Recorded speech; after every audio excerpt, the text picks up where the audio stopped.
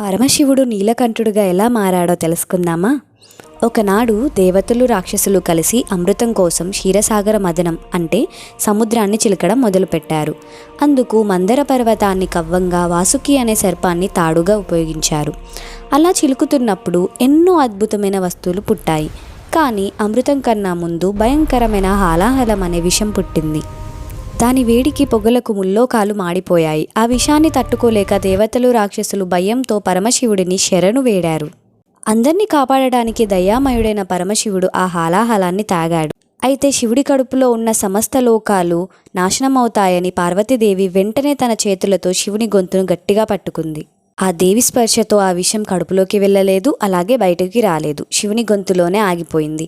ఆ విషం యొక్క తీవ్రత వల్ల శివుని కంఠం నీలం రంగులోకి మారిపోయింది. అప్పటి నుండి శివుడిని నీలకంఠుడు అని, గరళకంఠుడు అని భక్తులు పిలవడం మొదలుపెట్టారు. లోక కళ్యాణం కోసం శివుడు చేసిన ఈ త్యాగం ఆయన కరుణకు ప్రతీకగా నిలిచిపోయింది.